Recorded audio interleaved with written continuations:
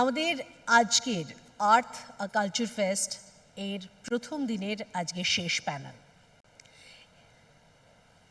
এই কথাটা বলতে খুব মন খারাপ হচ্ছে, কারণ আমরা বারবারই বলছি যে এবার আর্থ ভার্চুয়ালি সবাই দেখছেন আমাদের কোভিডের কারণে।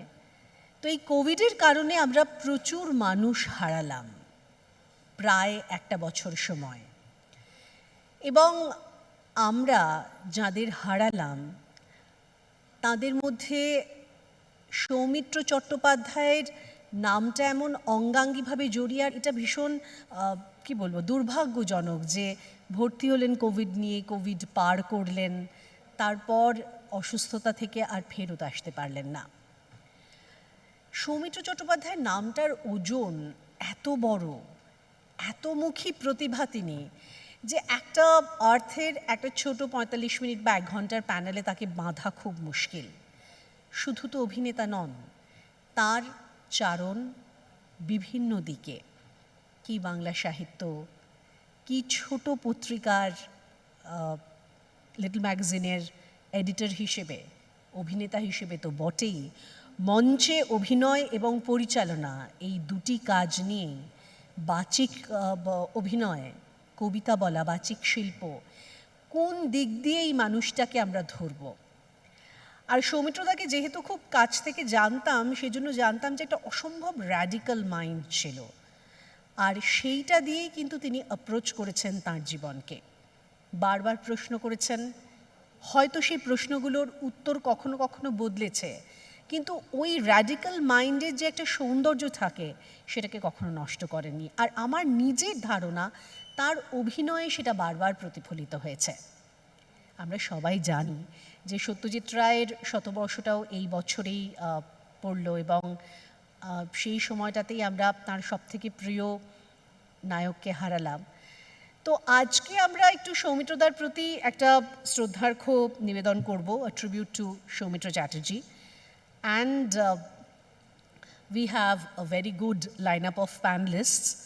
আমরা 3 জন ফিল্ম মেকারকে পেয়েছি, ইনফ্যাক্ট 4 জন ফিল্ম মেকারকে পেয়েছি। To start with Ashok Biswanathan, আমরা জানি জাতীয় পুরস্কার প্রাপ্ত পরিচালক। এই মুহূর্তে আরও বলার কথা যে যেখানে ফিল্ম মেকিং নিয়ে ছাত্রছাত্রীরা পড়তে যায়, Satyajit Ray SRFTI film and television institute, তার ডিন ফিল্ম মেকিং হিসেবে তিনি কাজ করছেন। অগাধ পাণ্ডিত্য, সৌমিত্রবাবুকে খুব কাছ থেকে চিনতেন রাদার। অতনু ঘোষ আরও একজন পরিচালক রয়েছেন আমাদের সঙ্গে। অতনুদার তো একেবারে প্রথম ছবি, মানে বড় পর্দার ছবির কথা আমি বলছি, সেটার ভাবনাটাই ছিল সৌমিত্রদাকে কেন্দ্র করে। এবং আমার মনে আছে যে সাংবাদিকতা জীবনের একেবারে শুরুর দিকের সময়, শুরু না হলেও মানে মোটামুটি কয়েকটা বছরই কাটিয়েছি, তারপর সেই ছবি নিয়ে আমরা খুব রেজ হয়েছিল, আমরা খুব আলোচনা করেছিলাম। অতনুদার ছবিতে সৌমিত্রবাবু বারবার ফিরে ফিরে এসেছেন, পুরস্কৃত হয়েছে সেই ছবি জনমানসে একটা গভীর আখর ফেলেছে। সেই অতনু ঘোষ রয়েছেন আমাদের সঙ্গে। সুদূর আমেরিকা থেকে রয়েছেন আর এক পরিচালক সুমন ঘোষ। অবশ্যই পর্দায় থাকবেন সুমনদা লাইভ, এই সময় খুব সকাল, কিন্তু আমাদের মধ্যে রয়েছেন। সুমনদার সঙ্গেও সৌমিত্রবাবুর একটা গভীর আত্মিক যোগাযোগ, এবং সুমনদারও একাধিক ছবিতে সৌমিত্রবাবুর অভিনয়, অসাধারণ অভিনয়, তার অভিজ্ঞতার কথা তারা শেয়ার করতে পারবেন। এছাড়া রয়েছেন এই সময়ের, আমি তো বরাবরই, আমি আসলেও আমার থেকে অল্প একটু ছোট, কিন্তু আমি বরাবরই বলি যে she is one of the finest actors we have in Indian film today, right from her earlier days till today, যে খুব one of the finest actors. এত ভালো অভিনয় আমরা খুব কম পেয়েছি গোটা ভারতীয় সিনেমাতেও, এবং এই সময় আমাদের গর্ব তো বটেই। সুদীপ্তা চক্রবর্তী সৌমিত্রবাবুর সঙ্গে খুব ক্লোজলি কাজ করেছে, খুব ক্লোজলি চেনে, ওর অভিজ্ঞতাও একটা বড়, কি বলবো, মানে মঞ্চ অভিনয় এবং পর্দায় অভিনয়, এই দুটো দিকে সুদীপ্তা খুব ভালোভাবে বলতে পারবেন তার অভিজ্ঞতার কথা। রয়েছেন আরও একজন পরিচালক যিনি বন্ধুবর, কিন্তু তার বিবিধ কাজের মধ্যে ছবির মনটা তার অন্যরকম, দেখার চোখটাও একটু আলাদা, সত্রাজিৎ সেন। সত্রাজিৎ এইটাকে মডারেট করবেন হয়তো, কিন্তু সত্রাজিৎ সৌমিত্রবাবুকে ডিরেক্ট করেছেন মাইকেল নামে একটি ছবিতে, এবং এই বয়স্ক সৌমিত্রবাবুকে একটা একদম অন্যরকম চরিত্র দেওয়া, যেভাবে আমরা কখনো সৌমিত্রবাবুকে চট করে একটা দেখিনি।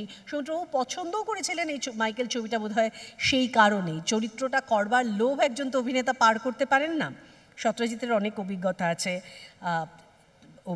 He will be moderating this panel, and also panel of speakers এ থাকছেন সুজয় প্রসাদ চ্যাটার্জি। সুজয়কে এই প্যানেলে রাখার একটা অন্যতম বড় কারণ হচ্ছে সুজয়ের দীর্ঘদিনের কাজ বাচিক অভিনয় নিয়ে। সৌমিত্রবাবুকে আমরা যদি অভিনেতা সৌমিত্রর পরেই কোনো দিকটা দিয়ে সবথেকে বেশি জনমানুষে প্রভাব ফেলতে দেখি, সেটি কিন্তু তার আবৃত্তি। মানে কবিতা লেখা তো বটেই, তিনি কবি বটে, কিন্তু তার থেকেও তাকে ছাপিয়ে গেছে তার কবিতা বলা, আবৃত্তি। তো এই বাচিক অভিনয় দিকটা নিয়েও সুজয় অনেকটাই আলো ফেলতে পারবেন বলে আমার ধারণা। So ladies and gentleman, let us start the finale panel tonight.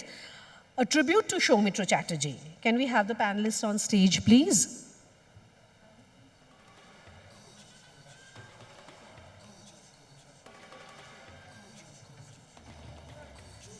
The moderator, Satyajit Sen. The filmmaker, Ashok Vishwanathan, I was talking about. Filmmaker, Otanu Ghosh. Actor Sudipta Chakraborty, one of the finest in Indian cinema, I must mention again, and Sujoy Prasad Chatterjee. And also with us, Shumon Ghosh, live from USA. Satyajit.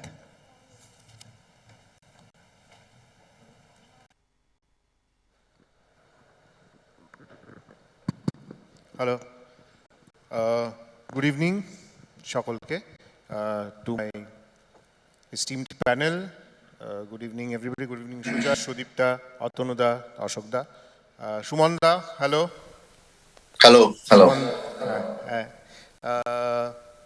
একটা খুব close to our heart কি বলবো topic নিয়ে আমরা এখানে আলোচনা করতে এসেছি, যেই ব্যক্তিকে নিয়ে করতে এসেছি তিনি আনফর্চুনেটলি আমাদের মধ্যে নেই, কিন্তু দ্য স্পিরিট লিভস অন।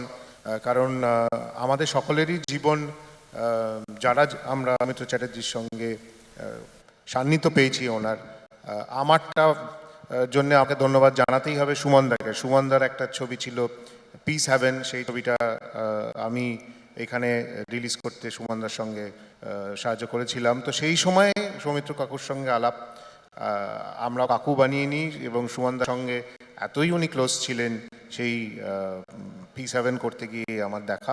আমার ব্যক্তিগতভাবে সৌমিত্র চ্যাটার্জির সঙ্গে মাইকেল ছবি করতে যাওয়া, এবং সেটা 2014 থেকে আমরা চেষ্টা করে আলটিমেটলি 2017-তে করতে পেরেছিলাম। সেই যাত্রাটা একটা দারুণ যাত্রা হয়েছিল আমাদের সেই সময়। তো আমি উইদাউট মাচ আডু প্রথমে অশোকদাকে বলবো। আমরা আজকে চেষ্টা করব সৌমিত্র চ্যাটার্জির সম্বন্ধে অনেক অনুষ্ঠান হয়েছে, অনেকেই অনেক কিছু বলেছেন, যেগুলো lesser known facets of Soumitra Chatterjee বা সৌমিত্র জেঠু, সৌমিত্র কাকু, যিনি আমরা যেরমভাবেই বলি ওনাকে বা যেই নামেই সম্বোধন করি, আমরা চেষ্টা করব সেগুলো নিয়ে একটু আলোচনা করা। তো আমি চলে যাব অশোকদার কাছে। অশোকদা। ধন্যবাদ সত্রাজিৎ। সৌমিত্রদার ছেলে সৌগত আমার স্কুলমেট, সেই সূত্রে ওদের বাড়িতে প্রায়ই আমার যাতায়াত ছিল, বিশেষ করে সৌগতর জন্মদিনে। এবং সৌগতর জন্মদিনে সৌমিত্রদা একটা কবিতা পাঠ করতেন প্রতি বছর, এটা ছিল বিশেষভাবে আকর্ষণীয়। খুব সংক্ষেপে বলতে গেলে বলি যে একেবারে অল্প বয়স থেকেই সৌমিত্রদার সংস্কৃতির সঙ্গে নিবিড় একটা যোগাযোগ। অল ইন্ডিয়া রেডিও, শিশির ভাদুড়ি, তারপরে প্রথমে অপরাজিতর জন্যে যাওয়া মানিকবাবুর কাছে, কিন্তু এক অর্থে প্রত্যাখ্যাত হওয়া, পরবর্তীকালে অবশ্য অপুর সংসারে তার আবির্ভাব, এবং সত্যজিৎ বাবুর সঙ্গে একাধিক ছবি। এই চলচ্চিত্রের যে ইতিহাস সেটা সবাই জানে, আর এটাও জানে যে উনি নাটকের সঙ্গে সম্পৃক্ত ছিলেন। উনি ছিলেন a complete director so far as theatre is concerned, মানে উনি নাটক লিখতেন, যদিও অনেক সময় বিদেশি গল্প অবলম্বনে বা বিদেশি নাটকের বঙ্গানুবাদ বা রূপান্তর তিনি করেছেন, কিন্তু তিনি একজন নাট্যকার। বিশেষ করে যদি টিকটিকি নাটকটা দেখেন, it is a complete adaptation and it has been adapted to the Indian context. কি সুন্দরভাবে সেই লরেন্স অলিভিয়ার এবং মাইকেল কেইনের পারফরমেন্স, অ্যান্টনি শেফারের টেক্সট, সেই ছবিটা যখন নাট্যরূপ আমরা দেখছি কৌশিক সেনের সঙ্গে, এবং আরেকটি অতিরিক্ত চরিত্র, তার মুন্সিয়ানা, তার শব্দচয়ন এবং অবশ্যই তার অভিনয়। অতএব উনি একজন নাট্যকার, পরিচালক, কবি এবং উনি একজন অঙ্কন শিল্পী। অতএব সংস্কৃতির নানা দিকে তিনি নিজেকে মেলে ধরেছেন, এবং পরবর্তী বক্তা নিশ্চয়ই বলবেন যে কিভাবে একটা মাধ্যমের থেকে অন্য মাধ্যমে তিনি খুব কাছে যেতে পেরেছিলেন। খালি দুটো প্রশ্ন আমার, সেটা হচ্ছে যে উনি কেন কোনোদিন কোনো হিন্দি ছবি করলেন না, আর দ্বিতীয় উনি কেন কোনোদিন বাংলা ছবি পরিচালনা করলেন না। এই দুটো আমার প্রশ্ন। এই প্রশ্ন খুব ইন্টারেস্টিং, এবং আমার মনে হয় আমরা যদি অতনুদার কাছে যাই, অতনুদার সঙ্গে আমার বহু বছরের পরিচয় তো বটেই, এবং সৌমিত্র বাবুর বাড়িতে যখনই যেতাম তো অতনুদা এবং অতনুদার প্রযোজক চিত্রনাট্য নিয়ে যাওয়া আসা করতেন। আমার খুব ভালো মনে আছে, একাধিকবার দেখা হয়েছে, চিত্রনাট্য শুনিয়ে অতনুদারা বেরোচ্ছেন নয় ঢুকছেন। তো অতনুদা, যদি অশোকদার এই প্রশ্ন তোমাকেই করা হয়, তুমি সৌমিত্র কাকুর সঙ্গে এতদিন এতগুলো দীর্ঘ কাজ করেছ, তোমার কি মনে হয় এই প্রশ্নের উত্তর হিসেবে? শুভ সন্ধ্যা। এই কথাটা যে কেন উনি সিনেমা পরিচালনা করলেন না, এটা আমি অনেকবার জিজ্ঞেস করেছি।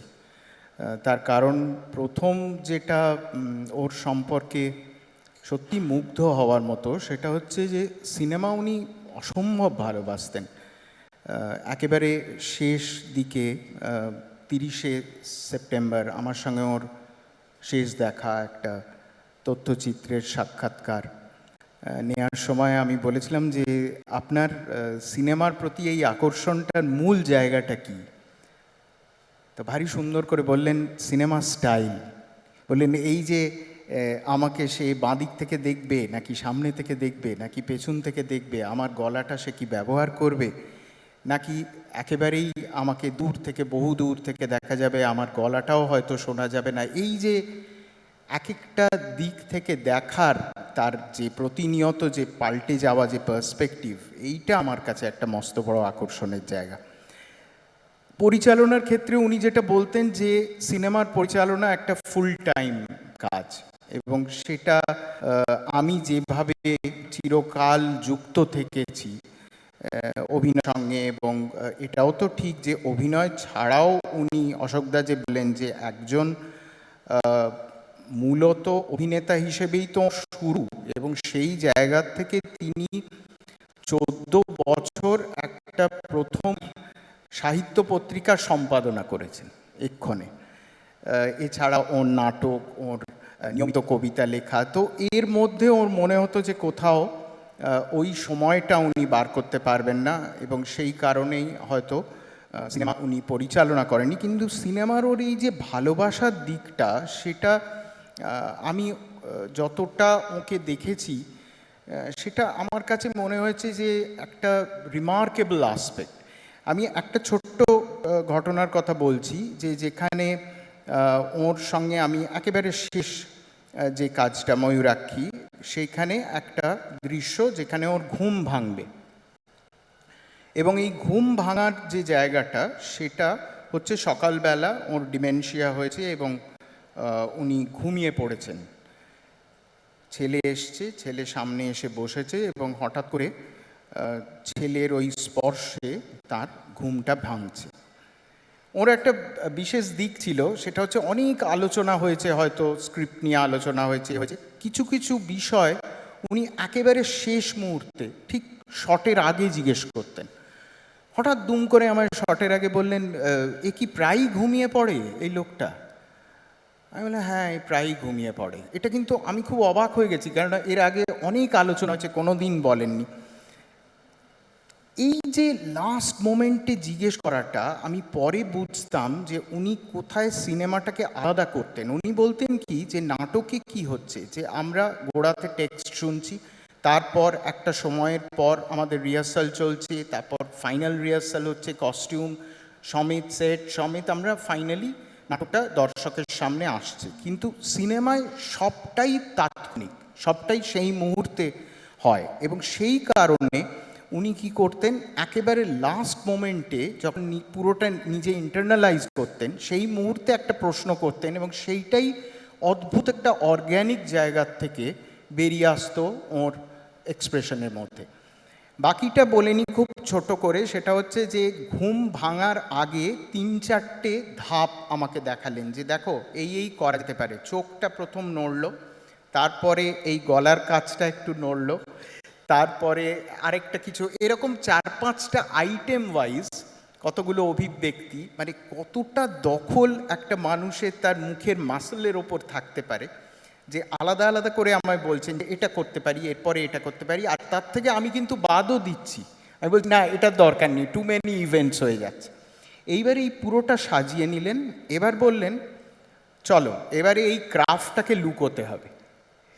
তো এইটা আমার কাছে একটা অদ্ভুত লাগতো, যে সিনেমার অভিনয় যে আলাদা, সিনেমার মাধ্যমের সঙ্গে সেই অভিনয়টা অনেকটাই মানে ওতপ্রোতভাবে যুক্ত, সেই স্টাইলটা, সেটা প্রতিনিয়ত ওর কাজের মধ্যে আমি মানে পেয়েছি আর কি। আর অশোকদার দ্বিতীয় প্রশ্নের উত্তরটাও খুব ছোট্ট করে বলি, সেটা হচ্ছে যে হিন্দি ছবির ক্ষেত্রে ওর অগাধ প্রেম ছিল বাংলা ভাষার ওপর, এবং কোথাও একটা ওর মনে হতো যে অন্য কোনো ভাষায় ওর বোধহয় ভালো লাগবে না, মানে ওই প্রাণের টানটা বোধহয়, প্রাণের সাড়াটা বোধহয় পাবেন না, সেই কারণেই আমার মনে হয় হিন্দি ছবি করেন। আমরা সুমনদার কাছে চলে যেতে চাইছি। সুমনদা আমাদের সঙ্গে অনলাইনে আছেন। সুমনদা শুনতে পাচ্ছ? হ্যাঁ হ্যাঁ, শুনতে পাচ্ছি। সুমনদা, তুমি তো পাঁচটা ছবি সৌমিত্র চ্যাটার্জিকে নিয়ে করেছো, আর আমি নিজের চোখেই দেখেছি যে তোমাকে কিরকম অসম্ভব স্নেহ করতেন। সেই পদক্ষেপ থেকে শুরু, পদক্ষেপে জাতীয় পুরস্কার ওনার, তুমি ওনার সঙ্গে অভিজ্ঞতা অনেকবার বলেওছো, কিন্তু আমাদের আজকের দর্শকদের জন্য যদি একটুখানি ডাউন দ্য মেমোরি লেন আরেকবার যাও, তো তোমাকে একটুখানি বলতে Sure. হ্যাঁ, থ্যাংক ইউ। তোমার আগের দুই বক্তা এত সুন্দর করে বলছিল, তারপরে বলতে একটু সংকোচী হচ্ছে আর কি, এবং তারপরের দুই বক্তা ইকুয়ালি অ্যাডেপ্ট। সো তো একটা হলো অশোকদার প্রশ্নটার উত্তর, একটা এই হিন্দি ছবির ব্যাপারে। আমি টেলিগ্রাফে একটা ইন্টারভিউ করছিলাম সৌমিত্র বাবুকে, তখন আমি জিজ্ঞেস যে কেন হিন্দি। আর এটা বোধহয় অনেকেই জানে বা না জানলেও, আনন্দ ছবিতে অমিতাভ বচ্চনের রোলটার জন্য ঋষিকেশ মুখার্জি সৌমিত্রবাবুকে অফার করে, এবং সেই সময় উনি সত্যজিৎ রায়ের কোন একটা ছবিতে এনগেজ ছিলেন, তাই করতে পারেননি আনন্দে। এবং পরবর্তীকালে শশী কাপুর ওই কালিউগ ছবিটি প্রডিউস করেন শ্যাম বেনেগালের বোধহয়, তো সেইটাতেও সৌমিত্রবাবুকে একটা অফার করে, না করে আর কি সৌমিত্রবাবু। সো আমি জিজ্ঞেস করি যে কেন তুমি হিন্দি ছবিতে, তো ওই অতনুদা এটা বললো একটা, সেটাই আর কি বললো যে দেখো অভিনয় জিনিসটা ভাষার উপর এত ডিপেন্ডেন্ট, এবং আমি যদি কমফোর্টেবল না ফিল করি ওই ল্যাঙ্গুয়েজটা, এবং হিন্দিতে না আমি কমফোর্টেবল না, সো সেইখানে আমার আমার সেই কনফিডেন্সটা আসে না, এবং সেইটা আসার জন্য যে অধ্যাবসায়টা দরকার, যে সময়টা দরকার, সেইটা আমি তখন দিতে পারবো না। এবং ওনার কোনোদিনই বাড়তি লোভ ছিল না যে বম্বেতে গিয়ে নিজেকে এস্টাবলিশ করবো, এরকম কখনোই ছিল না। এবং আরেকটা জিনিস বলেছিল, অগেন অতনুদার খানিক উত্তরে খানিকটা সেটা আছে, যে উনি বলতেন যে দেখো আমার তো শুধু অভিনয় সত্তা, আমি কলকাতাতে রেগুলার নাটক করতাম, অনেক কিছু, মানে যেটা শর্মিষ্ঠা ইন্ট্রোডাকশনে বললো, ম্যাগাজিনের এডিট করতো, এবং যারা ওনার সঙ্গে দেখিয়েছে কতটুকু করতো, এবং পুরোটাই কলকাতা কেন্দ্রিক এটা। এবং সেইটা ছেড়ে উনি বম্বেতে গিয়ে কেরিয়ার স্থাপন করা, সেইটা উনি কখনোই ভাবতে পারেননি আর কি সেই সময়। সো ঋষিকেশ মুখার্জির মতো বিখ্যাত ডিরেক্টর, বা শ্যাম বেনেগাল, বা শশী কাপুর, এদের সবার আমন্ত্রণ থাকলেও উনি সেইটা করেন। এটা ওনারই উত্তর আমি বললাম আর কি। আমি একটা টেলিগ্রাফে ইন্টারভিউতে ওনাকে জিজ্ঞেস করি এটা। আর দেখো অভিজ্ঞতা বলতে আগেন একবার বলতে শুরু করলে তো অনেক কিছুই বলা যায়, তবে গোয়িং ব্যাক টু ওই অতনুদার বক্তব্যের ঘাড়ে চেপে আর কি আমি আমার বক্তব্যগুলো রাখছি আর কি। ওই যে লাস্ট মিনিটের কথা বললো না অতনুদা, সেটা খুব সত্যি, বিকজ তুমি P7 ছবিটার কথা বললে সত্রাজিৎ, P7 এর লাস্ট সিনে যেখানে সৌমিত্র কাকু আদারওয়াইজ একটা এত স্ট্রং ক্যারেক্টার লাস্টে যে ভেঙে পড়ে যখন প্রশ্নটা করে অরুণ মুখোপাধ্যায় যে ইউনো এতদিন যে বাঁচলাম এর ইজুকাল টুটা কি হইল। সো এইটা উনি স্ক্রিপ্টেও পড়েছেন এইসব। আমার মনে আছে পরের দিন ভোর 5টার সময় একদম আর্লি মর্নিং এ শুট, আমরা তখন তাজপুরে শুট করছি, সবাই সেখানে আছে। হঠাৎ রাত 10টার সময় আমাকে প্রোডাকশনের একজন বললো যে সৌমিত্র কাকু তোমাকে ডাকছে, হাড়ু না দাদু এরকম একটা কে বললো। সো তখন আমি দৌড়ে দৌড়ে গেলাম ওনার ঘরে। আমরা একটা হোটেলে সবাই ছিলাম, আমি অন্য জায়গায় ছিলাম আমার ক্রু এর সঙ্গে। তো সৌমিত্র ঘরে গেলাম, দেখলাম যে একা একা বসে আছে। তখন বললো এসো এসো। আমি বললাম যে ও আপনি এখনো শোননি, কালকে এত ভোরে শুট?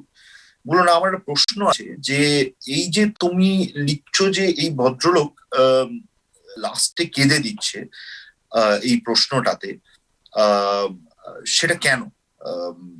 সো তখন আমি ওনাকে বললাম যে, এবং উনি মারা যাওয়ার পরে এই কথাগুলো এত মনে পড়ছিল, আমি বললাম যে দেখো যতই একজন সাইন্টিফিক মাইন্ডেড হোক বা সৌমিত্র কাকুর মতো character, actually the character was based keeping his character in mind, আসল ক্যারেক্টার, কিন্তু ওই মৃত্যুর ঠিক আগের মুহূর্তে আমি জানি না যে একজনের কি মানে লট গোজ অন। সো তোমাকে আমি বলছি, আমি সৌমিত্র কাকুকে বলি, তুমি ধরো ভাবো যে জাস্ট বিফোর ইউ ডাই সেই মুহূর্তটা তুমি অনুভব করতে পারছো, তোমার কি মনে পড়বে? তোমার কি কৃষ্ণনগরের কথা মনে পড়বে? আমি তোমাকে কাঁদতেও বলছি না, আমার স্ক্রিপ্টে আমি লিখেছি তোমাকে কাঁদতেও হবে না, because I don't want to control any actor, সেটা সৌমিত্র কাকু হোক বা XYZ যেই হোক, I don't want to control the emotions.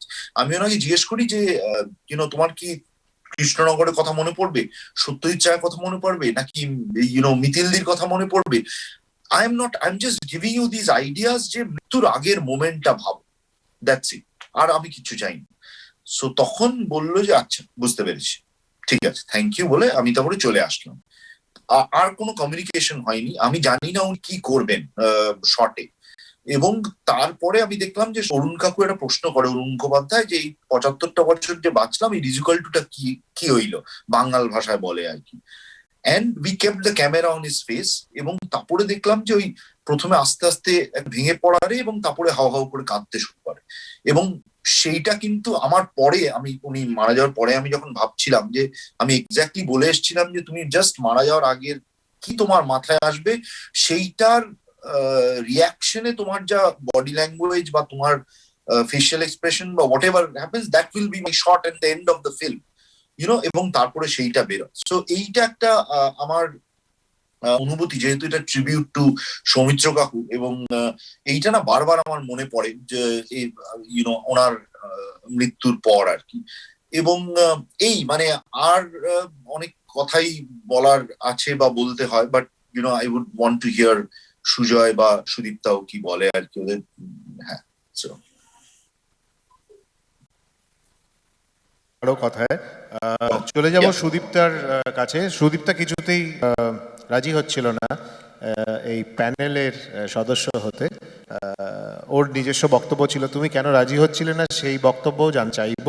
আর তোমার সৌমিত্র জেঠুর সঙ্গে বা কাকুর সঙ্গে কাজ করার অভিজ্ঞতা, তুমি ময়ূরাক্ষী ছবিতেও কাজ করেছো, সেটা নিয়েও জানতে চাইব। এবং ওভারঅল সৌমিত্র কাকুর সম্বন্ধে তোমার ধারণাটা, ব্যক্তিগত সম্পর্ক, সেটাও জানতে চাইব। সুদীপ্তা। নমস্কার সবাইকে। রাজি হচ্ছিলাম না বলাটা ঠিক হবে না, আসলে ভয় পাচ্ছিলাম।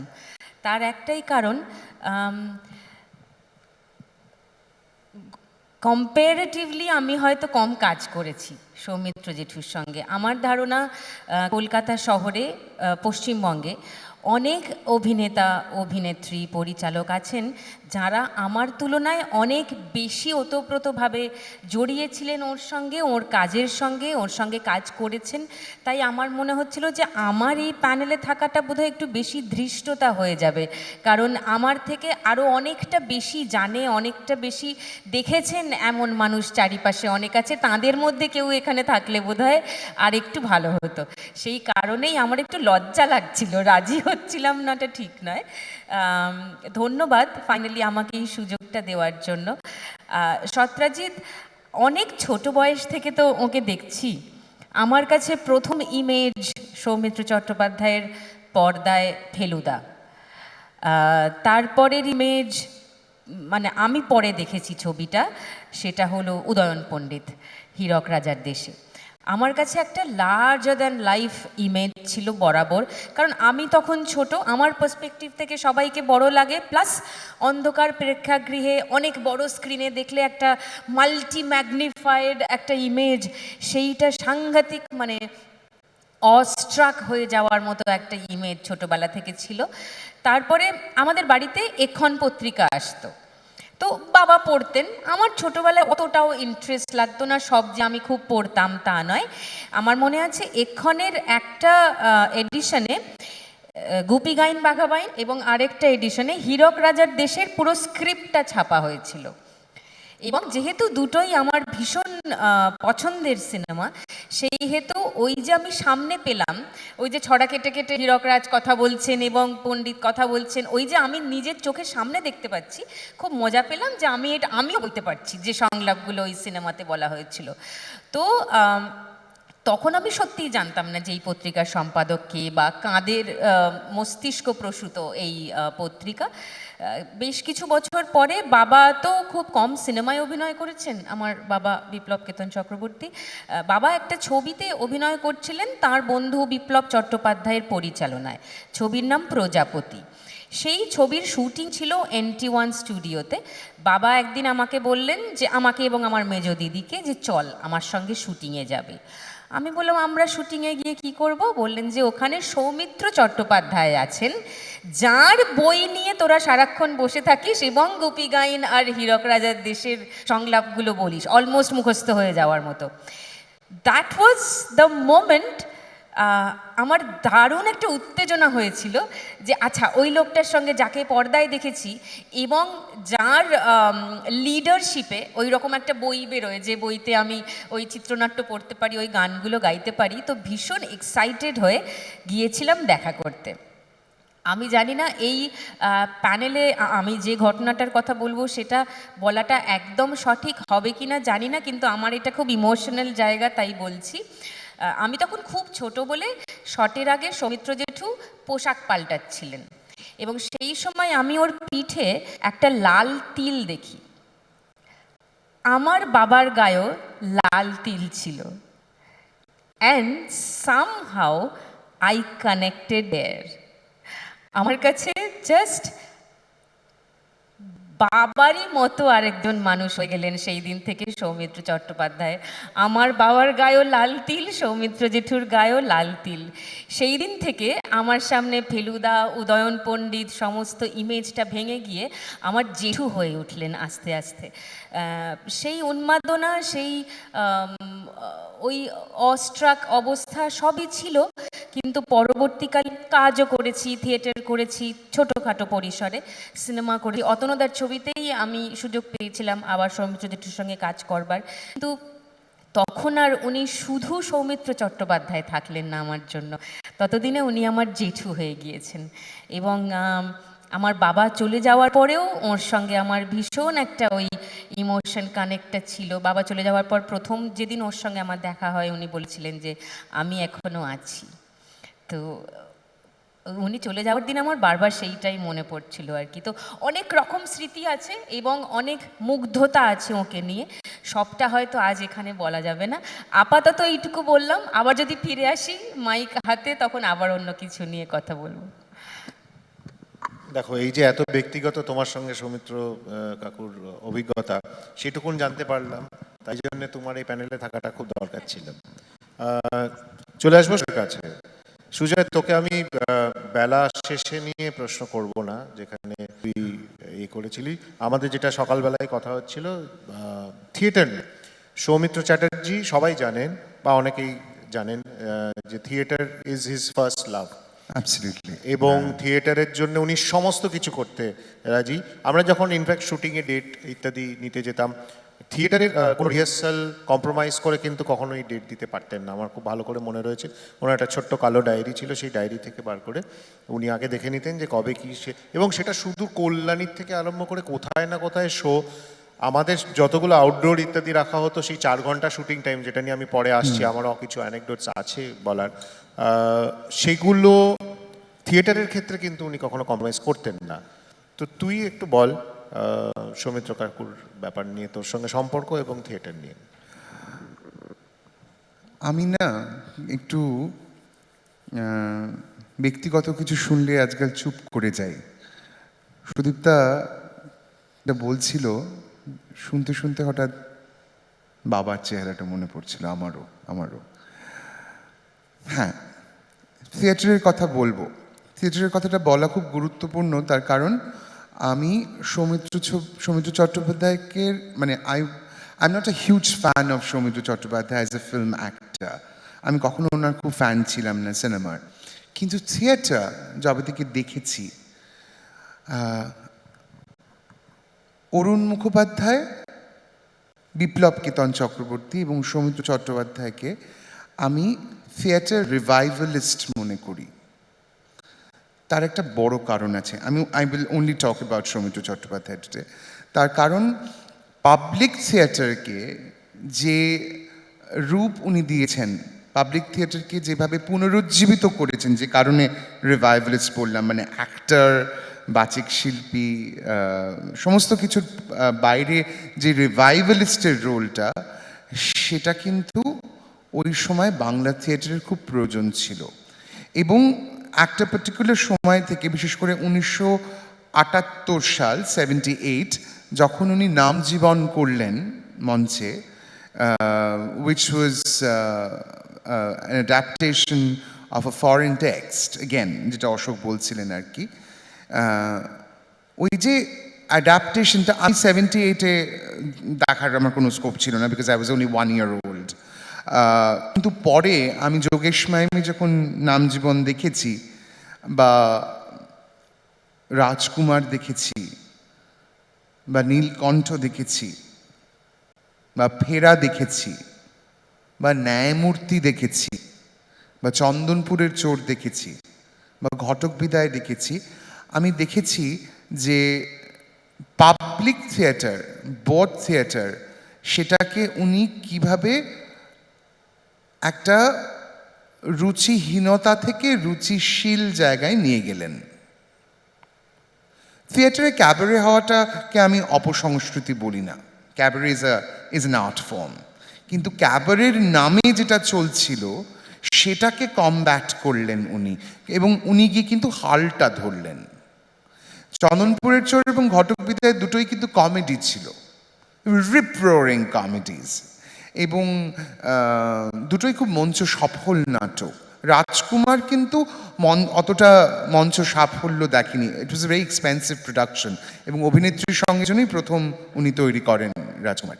পরে কাশী বিশ্বনাথ মঞ্চে মঞ্চস্থ হয়েছে ওই নাটক, কিন্তু তার অনেক পরে এই যে এরকম লরেন্সো লেভে, মাইকেল কেন, আমাদের স্লুথস, তারপর উনি করলেন প্রাণ তপস্যা, লাইফ সাপোর্ট, যে চরিত্র ওয়েস্ট এন্ডে অ্যালান বেটস করতেন, সেই চরিত্রে তিনি এলেন। তো এই যে থিয়েটারে ওর জার্নিটা, ওর অভিযাত্রাটা, সেটা আমার কাছে একটা প্রায় গবেষণার মতো। It's a thesis by itself. এটা একটা কথা। দ্বিতীয় একটা কথা, এটা আমি আগেও বলেছি, আমি এই মঞ্চেও বলবো এই কথাটাই, উনি বাচিক শিল্প, অর্থাৎ দি আর্ট অফ স্পোকেন ওয়ার্ডস, সেখানে আমাদের সকলের জন্য, যারা আমরা এই আর্ট ফর্মে কাজ করি, তাদের জন্য একটা নতুন দিগন্ত খুলে দিয়েছিলেন। সেটা কি না, উনি আমাকে এই বেলা শেষে, বেলা শুরু শুটিংয়ের সময় ওনার কাছ থেকে যতটা শেখা যায় আমরা সকলেই চেষ্টা করেছি আমাদের মতো করে আর কি। আমি জিজ্ঞেস করেছিলাম যে তোমার প্যাডাগগিটা কি, মানে তুমি কি বিশ্বাস করো, কিভাবে, how do you look at reading a poem publicly. উনি আমার একটা কথা বলেছিলেন, আমি এখনো পর্যন্ত ভুলবো না এবং পরে বুঝেছি এর অর্থ কি। উনি বলেছিলেন, সুজয়, আমি বাইরের ঘরের বসে ভিতর ঘরের গল্পটা বলি আমার কবিতা বা পাঠের মাধ্যমে। তা আমি বললাম যে সেটা আবার কি, মানে মানে sounds little tangent for me, কি মানে কি হলো, বাইরের ঘরে বসে ভেতরের গল্প বলো কি করে, কি কি মানে what you mean by that. তো উনি আমাকে সিন্ধু সারস আবৃত্তি করে শোনালেন জীবনানন্দ দাশের এবং বললেন যে একজন শিল্পী প্রথমেই খুব সংবেদনশীল হয়ে যেতে পারে না। সংবেদনশীলতা is like, it's almost like a mathematical infinity আর কি, মানে সেটা না পৌঁছতে সময় লাগে। মানে একটা সম্পূর্ণ নিউট্রালিটি থেকে, ইনডিফারেন্স থেকে সেন্সিটিভ হওয়াটা একজন বাচিক শিল্পীর অভিযাত্রা, একজন অভিনেতারও অভিযাত্রা, সেটা উনি বারবার প্রতিষ্ঠা করেছেন ওর কাজ করতে গিয়ে। অতনুর মানে অতনুর যে অভিজ্ঞতা সেটার মধ্যেও আমি খুঁজে পেলাম। আর একদম শেষে গিয়ে যে ঘটনাটা দিয়ে আমি শেষ করব সেটা হচ্ছে তোর উদ্যোগে আমার যে একটি রবীন্দ্রনাথের গানের কম্পাইলেশন বেরিয়েছিল, উনি সেটি উদ্বোধন করতে এসেছিলেন জার্মান কনসুলেটে। উনি আমাকে গান শুনে, অসম্ভব একটা সেন্স অফ মিউজিক ছিল তো, কারণ নিজেও ভালো গান করতেন। উনি আমাকে একটা কথা বলেছিলেন যে এই যে তুমি গানের মধ্যে দিয়ে কমিউনিকেট করছো সেটা কিন্তু করে যেও, সেটা থেমো না। গান কতটা করলে, কতটা সুর লাগলো সেটা না, তুমি কথাগুলো পৌঁছতে পারছো। উনি আমার প্রশংসা করেছেন ঠিকই, কিন্তু উনি আমাকে বুঝিয়ে দিচ্ছিলেন এটা আমি এই যে এই এতগুলো অ্যাসপেক্টস, এই এতগুলো দিক আমি, আমার জানা নেই এত আধুনিক কোনো অভিনেতা আর ভারতবর্ষ পাবে কিনা। এটা আমার কাছে একটা খুব মানে বিস্ময় আর কি। That is why he was always a revolution for me in all aspects. আর বেলা শেষে করতে গিয়ে আমার প্রাপ্তি হচ্ছে জীবনানন্দ দাশকে একটু নতুনভাবে চেনা ওনার সূত্রে। আমি খুব জীবনানন্দ দাশ শুনতে চাইতাম, কারণ আমার সৌভাগ্য হয়েছিল যেমন অপর্ণা সেনের সঙ্গে জীবনানন্দ দাশের কবিতা নিয়ে একটা কাজ করার। আমার সৌমিত্র চট্টোপাধ্যায়ের সঙ্গে অনেকবার স্টেজে একসঙ্গে বসে পাঠ করেছি, কিছু শিখেছি, কিন্তু জীবনানন্দ দাশকে দেখাটা, ওর কাছ থেকে একটা নতুন আঙ্গিক পেয়েছি দেখার, পাঠের শুধু না, দেখা। এবং ওর কবিতা এখনো আমার কাছে খুব দুরূহ, খুবই দুর্বোধ্য লাগে। এটা আমি কবিতা পাঠ করতে গিয়েও বুঝতে পারি। আমার এইটুকু বলার আছে। আমি একটা কথা বলতে চাইছি যে সৌমিত্র চট্টোপাধ্যায় এমনই একজন শিল্পী যিনি কিন্তু সর্বদা পরিবর্তনশীল। যদি প্রথম দিককার ছবি দেখেন, এটা বলতে দ্বিধা নেই যে কিছু কিছু জায়গায় একটু অপ্রতিভ, একটু অপ্রস্তুত। আপনি বলুন অরণ্যের দিনরাত্রিতে সেই যে মদ খাওয়ার সিন, সেখানে আমার খুব ভীষণ কৃত্রিম মনে হয়েছে, আমার মনে হয়নি যে কাজটা খুব ভালো হয়েছে। কিংবা শাখা প্রশাখাতে একজন তথাকথিত মানসিকভাবে চ্যালেঞ্জ যে পোর্ট্রেয়ালটা উনি করেছেন আমাকে খুব খুশি করতে পারেনি। কিন্তু যখন গঙ্গাচরণ করছেন অশনি সংকেতে, তখন মনে হচ্ছে বিশ্বের শ্রেষ্ঠ সেরা অভিনেতা। যখন বলছে লাংলা সাশা, মানে ওই যে মাকড়িটা দিতে পারিনি বলে, কিংবা যখন বলছে যে সিঙ্গাপুর মেদিনীপুর জেলা, এইটা আমার মনে হয়েছে যে উনি সর্বদা পরিবর্তনশীল। এবং নানান ছবি দেখে, আমার একটা ছবিতে পরিচালনা করার সুযোগ হয়েছিল, আমি একটি ছবি করেছিলাম স্বপ্নের সন্ধানে, সুদীপ্তাও ছিল ওটাতে। সেইখানে উনি সকাল থেকে ধৃতিমান যে অন্য আর্টিস্ট তার সঙ্গে নাটক নিয়ে আলোচনা করছেন, আরে কি নাটক করছিস বলতো, এটা অ্যাডাপ্টেশন, কথা বলতে বলতে বলতে বলতে পড়তে পড়তে অভিনয় করতে শুরু করে দিল। আসলে আমি অশোকের সঙ্গে একমত। আসলে এটা আরেকটা ঠিক বিতর্ক নয়, তবে এটা কোনো এক আলোচনা সভা হতেই পারে। আমাদের বোধহয় একটু সময় এসেছে সৌমিত্র চট্টোপাধ্যায়কে নিশ্চয়ই মানিকবাবুর ওনার ছবি তো ওনার হাতে করি, we can't dissociate him without Satyajit Ray. তবে মানিকবাবুর ছবির বাইরেও না সৌমিত্র চট্টোপাধ্যায়ের অনেকগুলো ডিসকাভারি আছে। আমি কিন্তু সত্যি কথা বলছি বাপ্পা, সত্রাজিৎ, সেটা হচ্ছে যে আমি কিন্তু অতনুর ছবিতে, and this is all respect, due respect to him, আমি অসম্ভব পছন্দ করি অতনুর ফিল্মস, অসম্ভব পছন্দ করি। আমি ফ্যান অফ হিজ ক্রাফট, ওর শৈলীটা আমার অদ্ভুত লাগে। ওই শৈলীর ওর মতো পরিচালক আমাদের ভারতবর্ষে খুব প্রয়োজন। ওর ছবিতে আমি সত্যজিৎ রায় ডিসকভার করেছি। আমি শিবু নন্দিতার ছবিতে বেলা শেষেরনাথকে কিছু ডিসকভার করিনি। He was brilliant, he is brilliant, মানে Soumitra Chattopadhyay cannot do anything less than brilliant. কিন্তু ময়ূরাক্ষীতে উনি যা যা করেছেন, it's almost like discovering Sudipta in pupa. It's almost like discovering Sudipta in pupa. কারণ আমি যখন আমার ডান দিকে, মঞ্চের ডান দিকে ভারতবর্ষের যে কজন অগ্রগণ্য অভিনেত্রী আছে তার মধ্যে একজন বসে থাকে, তাকে যদি আমি ডিসকভার করতে চাই একটা ছবির ক্ষেত্রে, আমার মা এখন ইমোবাইল, বাড়ি থেকে বেরোতে পারেন না। আমার মা একটা কথা বলেছেন, আচ্ছা তোদের তো সৌভাগ্যই হয়নি সংসার সীমান্তে দেখার, কারণ তার কোনো প্রিন্ট নেই। সংসার সীমান্তে একটা কমপ্লিটলি সাবঅল্টার্ন চরিত্র, অঘোর, যে পাষণ্ড পণ্ডিত, বা তুমি যে অশনি সংকেতের কথা বলছো, অন্য ধরনের, মানে একটা কমপ্লিট আরবান মানে সফিস্টিকেশন, সমস্ত কিছু ভেঙে বেরিয়ে ছবি করা। এটা নিশ্চয়ই মানিকবাবুর অশনি সংকেত ইজ আ এক্সাম্পল। শাখা প্রশাখা ইজ অল রাইট, মানে ঠিকই বলেছেন, আমি অশোকের সঙ্গে সহমত। কিন্তু এই যে বারবার করে উনি অনেক আরও চরিত্র পেয়েছেন, আরও ছবি করেছেন অন্যান্য পরিচালকদের সঙ্গে, সেটার মূল্যায়ন করারও কিন্তু সময় এসেছে। Soumitra Chatterjee is not equivalent to just Satyajit Ray. আমার মনে হয় now that he is not there, আস্তে আস্তে হয়তো তুই যেটা বললি যে মূল্যায়ন হবে। আমি তো নিজে ব্যক্তিগত অভিজ্ঞতা শেয়ার যেটা না করলেই নয়, অতনুদাও বলছিল যে অবশ্যই বলো, কারণ আমি তো একটা দুঃসাহসিক চিত্রনাট্য নিয়ে গেছিলাম, যেটা আমি আবারও বলবো যে সুমনদা P7-এর সময় সৌমিত্রবাবুর সঙ্গে আমার অতটা ক্লোজ ইন্টারাকশনস না হতো, তাহলে সেই ভাবনাটা ঢুকতো না। তো আমি যখন নিয়ে স্ক্রিপ্টটা ফেলেছিলাম যে এই ময়ূরবাহন এরকম একটা স্যাটায়ার, এটা মানে একটা একদমই অন্য ধরনের জিনিস, তোমার এই বয়সে এরকম কেউ দেবে না, তুমি আমাকে পড়ে জানিও যে তুমি এটা করবে কি না, কারণ only if you do this character তাহলে এটা হবে ছবিটা, নাহলে হবে না। এবার দুর্ভাগ্য সৌভাগ্য দুই মিলিয়ে উনি 7 দিনের মাথায় পড়ে বলেছিলেন যে এরকম চরিত্র তো এতদিন পরে আমি পেলাম, অবশ্যই করব। তো অনেক বছর স্ট্রাগল করে ছবিটাকে বানাতে ফাইনালি পারি।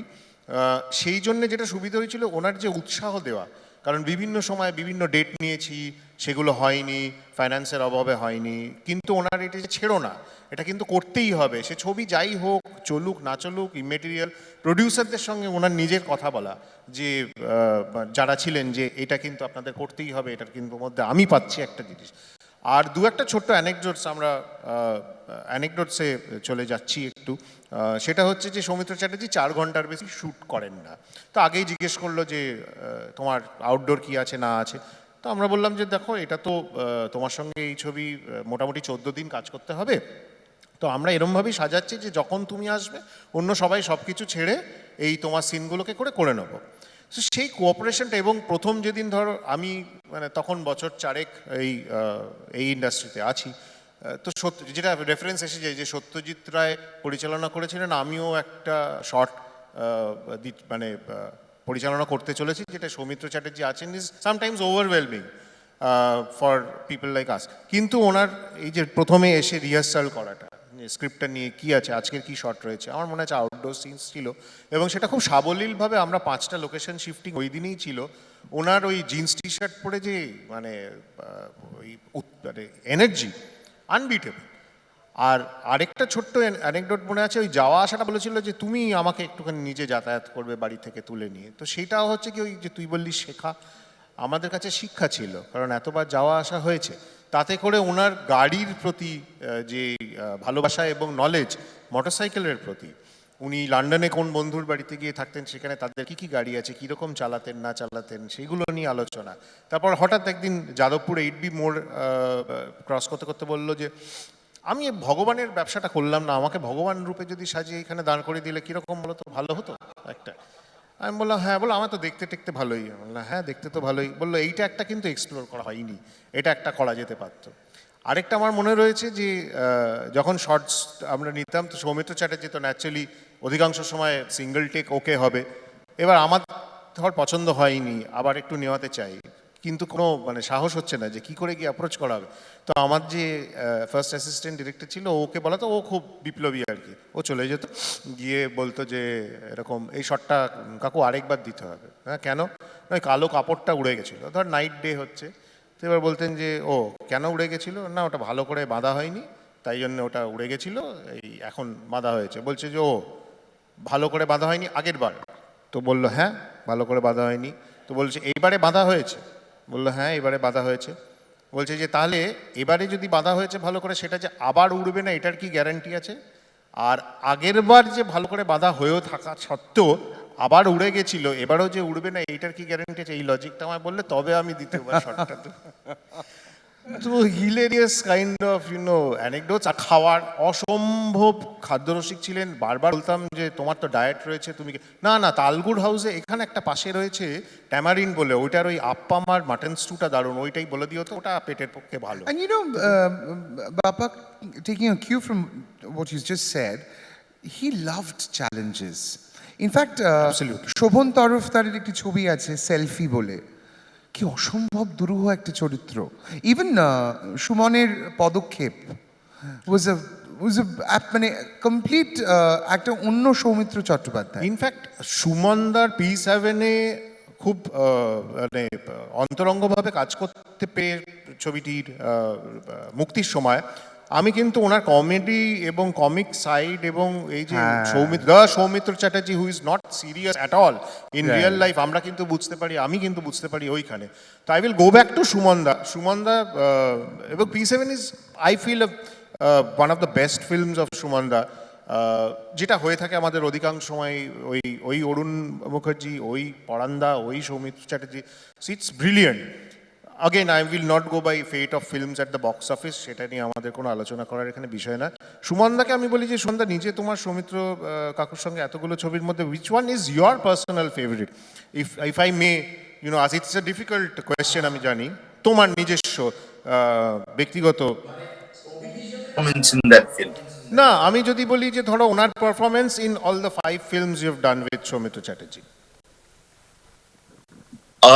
যেইটার কথা কেউ বলে না সেটা হলো দ্বন্দ্ব বলে আমি একটা ছবি করি, সেইটাতে he is a doctor, neurosurgeon, এবং উনিও সেটা ওনার নিজেরও বক্তব্য ছিল, probably that is the best performance, even more than Padakshep of national award পায় বা এইসব পায়। টাইমস, যেটা সুমনের ফিল্ম, মানে all kudos to Suman for making Dwandwa in Bengali in Kolkata শহরের জন্য ছবি।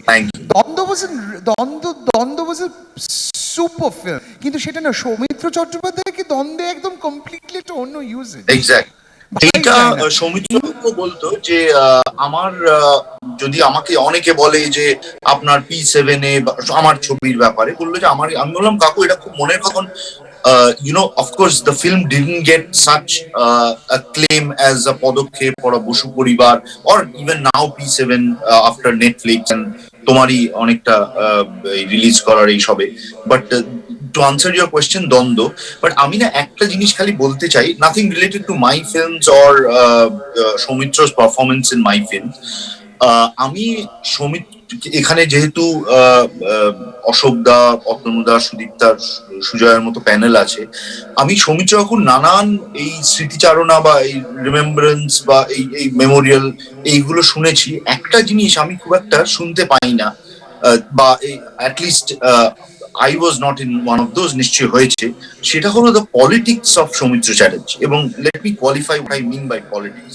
পার্টিকুলারলি এখন যে আবহাওয়া পশ্চিমবাংলায়, দু মাসের মধ্যেই তো আমাদের elections and things like that, but আমি তো খুব দূর থেকে দেখছি আমাদের যে সো কল্ড সেলিব্রিটি মহল বা even film actors, theatre actors, যেটা শেখার সৌমিত্রবাবুর থেকে, সেটা হলো যে to use a word from Gayatri স্পিভাকের একটা টার্মিনোলজি আছে, এথিক্যাল রিফ্লেক্স। এখন সেইটা ওনার এত গভীর ছিল, এথিক্যাল রিফ্লেক্সটা, যেটা আমি না আজকালকার শিল্পী, ডিরেক্টর, বা আমি শুধু ফিল্মেরও বলছি না, পুরো সেলিব্রিটি সোকল্ড মহল আর কি, এখন তো দেখছি যে এই পার্টিতে যাচ্ছে, ও ওই পার্টিতে যাচ্ছে, এটা খাওয়াখাইয়ের অবস্থা আর কি, যাতা অবস্থা। সো এই এথিক্যাল রিফ্লেক্স, আমি জাস্ট দুটো উদাহরণ দিচ্ছি, and it is independent of a political party. যদি সেখানে কোনো অন্যায় উনি দেখতেন, he use to raise his voice. আমার ক্ষেত্রে বলতে পারি, যখন আমার অমর্ত্য সেনের ডকুমেন্টারিটা অন্যায়ভাবে আটকানো হয় সেন্সরে from the central government, so you know he was one of the most vociferous voices who stood beside me. সেটা কিন্তু বিজেপি গভর্নমেন্টের এগেনস্টে। এবার যখন অনিক দত্তর ছবিটা খুব অন্যায়ভাবে আটকে দেওয়া হয় পশ্চিমবাংলায়, ভবিষ্যতের ভূত, তখন কিন্তু সবাই চুপ ইন্ডাস্ট্রিতে। অপর্ণা সেন এবং সৌমিত্র চ্যাটার্জির মতো ওভার 70 years বা 75 years হোয়াট এভার, তাদের দুজনকে গিয়ে রাস্তায় দাঁড়াতে হলো অনিক দত্তর সামনে, পুরো ইন্ডাস্ট্রি কিন্তু চুপ ছিল। সো আমি এটা দুদিকেরই উদাহরণ দিলাম। মানে আমার অভিজ্ঞতা থেকে বলছি, নিশ্চয়ই কেউ কেউ আরো, কৌশিক সেন গিয়েছিল, বা আই থিঙ্ক সুদীপ্তাও raised a voice, but generally বলছি যে দেয়ার ওয়াজ কমপ্লিট সাইলেন্স। এবং আমার মনে হয় যে ইন্ডিপেন্ডেন্ট অফ পলিটিক্যাল পার্টি, আমি বিজেপির বা তৃণমূল বা সিপিএম অ্যাকর্ডিংলি কথা বলা ছাড়া, এই যে একটা ethical reflex of an artist, যেইটা তো মানে আমি এটা মানে বামপন্থী কোনো ধারা ছিল সৌমিত্র বাবুর। এখন of course he had a leftist bent of mind, সেটা নিয়ে তো লাভ নেই, বাট আমার বেঙ্গলের এতে খুব সেটার অভাব মনে হয়। তুমি দেখো বম্বেতেও অনুভব সিনহা, হংসাল মেহতা, অনুরাগ কাশ্যপ, এরা কিন্তু quite vociferous in their opinions, but এবং কিছু কিছু অভিনেতা, ফারহান আক্তার বা অনেক, আমি কিন্তু বাংলাতে সেটার খুব অভাব বোধ করি। এবং I am not saying any political বেসিসে ওই কথাটা, ওই আগেন গায়ত্রী স্পিভাকের ওই টার্মিনোলজিতে এথিক্যাল রিফ্লেক্সটা একটু কম, এবং সেইটা আমার মনে হয় সৌমিত্র বাবুর একটা খুব আমাদেরকে দিয়ে গেছেন, যেটা আমাদেরকে কিন্তু একটু ভাবতে হবে। অ্যাটলিস্ট আমি বলছি না কাউকে ওরকম করতে হবে ওরকম ভাবে, বাট এই ভদ্রলোক কিন্তু একটা কথা বলি। 85 years। হ্যাঁ, Can I say one thing? Just to sum Sure, up what you said, he was Yeah. an artist who had With ideological an E. conviction, Yeah. and he retained that conviction right to the very end. মানে এটা একটা aspect of an artist also, যে একটা ideological That's right. position, maybe right, maybe wrong, but a position যেটা Exactly. Maintain করতে, এটাই গুরুত্বপূর্ণ। Exact, which is একদম। very ওই rare to Ashok da find, বললো যেটা এক লাইনে এত, আমি সুমনদা বললাম যে বলছেন। তার জন্য অসামত লোককে প্যানেলে রেখে অনেক বেটার ভাবে বলতে পারবে আমার কথাগুলো। No, but No, but know, you raise the point and it's a very important aspect, Exactly. কারণ পলিটিক্স এবং ওনার পলিটিক্সের প্রতি দৃষ্টিভঙ্গি লাস্ট অব্দি Exactly. একই আইডিওলজিতে ইয়ে করা, nobody That's- has been discussing. It's a very valid point. Yeah, Thank you very yeah, much for that. Hello. Hello, হ্যাঁ, এই বিষয়টা নিয়ে খুব সুন্দর করে লিখেছে পরমব্রত। কিছুদিন আগে কলকাতা ইন্টারন্যাশনাল ফিল্ম ফেস্টিভ্যালে যে সুভেনিয়ার ম্যাগাজিনটা বেরোয়, সেখানে পরমব্রত খুব সুন্দর করে লিখেছে, যেহেতু ও পরপর দুটো ছবিতে ওকে ডিরেক্ট করেছে এবং একসঙ্গে ওর সঙ্গে কাজ করেছে, ওর অভিজ্ঞতা অনেক কাছ থেকে দেখার শেষের দিকে অনেকটা বেশি হয়েছে। পরম এটাই লিখেছিল যে আমরা, the younger generation of actors and so called বুদ্ধিজীবী, celebrity, whatever, however you call us, আমাদের যে অ্যাকচুয়ালি দায়িত্ব কি, মানে আমার রং সবুজ, গেরুয়া, লাল, নীল, হলুদ, হোয়াট এভার, কিন্তু আমার যে মনন চেতনা, শিল্পীর যে মনন একটা থাকা উচিত, এবং তার হোয়াট এভার কালার উই ওয়ের, কিন্তু একটা পলিটিক্যাল ওই যে রিফ্লেক্স যেটার কথা সুমন বলছিলেন সেটা থাকা উচিত। খুব সুন্দর করে লিখেছেন পরব্রত, আমি রিকোয়েস্ট করব তোমাদের সবার ওটা পড়ার জন্য। আরেকটা জিনিস খুব ইন্টারেস্টিংলি পরব্রত ওখানে রেফার করেছিল, যেহেতু আমার ধারণা প্রায় আলোচনার শেষের দিকে চলে এসেছি, তাই বলি যে সৌমিত্র চ্যাটার্জির অনেকগুলো আসপেক্ট নিয়ে আমরা আলোচনা করলাম। তো আমার খুব মনে হয়েছে, যেটা আমি পরমের লেখাতেও পেয়েছিলাম, যে সৌমিত্র চ্যাটার্জিকে শুধু সিনেমা অভিনেতা, শুধু নাটকের অভিনেতা, শুধু একজন পরিচালক বা একজন নাটকার হিসেবে না দেখে, in totality he was a true artist, ARTISTE, artist with e. We all are artists, আমাদের সবাইকে আর্টিস্ট বলা হয়, film artist, music artist, dance artist, কেউ পেন্টার, কিন্তু সেই আমরা সবাই ওই ARTIST ওই আর্টিস্টের ছাতার তলায় পড়ি। অ্যান্ড ভেরি রেয়ারলি আমাদের এই পুরো আমাদের এই ভিড় থেকে একাধজন বেরিয়ে আসেন যিনি আর্টিস্ট উইথ ই।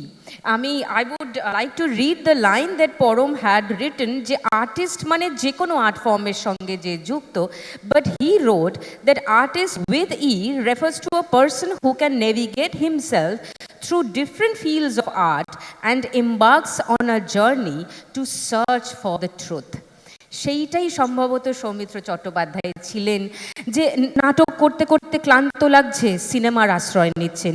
সিনেমায় একঘেয়ে অভিনয়, সত্যি তো এক ধরনের ছবি, একঘেয়ে অভিনয় পরপর করতে করতে কোনো সময় ক্লান্ত লাগলে বাড়ি ফিরে ছবি আঁকছেন, কবিতা বলছেন, কবিতা লিখছেন, নাটক লিখছেন, অনুবাদ করছেন, পড়ছেন, মানে কখনো নিজেকে বা নিজের ওই আর্টিস্ট উইথ ই সেলফটাকে ছবি আঁকছেন, তাই তো বললাম। তো কোথাও না কোথাও কোনো না কোনো আর্ট ফর্ম একটার থেকে আরেকটায় নেভিগেট করতে উনি এগিয়ে গেছেন। কখনো নিজের ভিতরের শিল্পীকে থামতে দেয়নি শেষ পর্যন্ত। সে কারণে পরম লিখেছিল যে he was a person whose hunger for unearthing the ultimate truth in the fields of arts could not keep him restricted to just one field or one medium, and thus his legacy remains to loom large over different mediums of arts today. And that's why Soumitra Chatterjee will remain an artist, an eternal artist for all of us.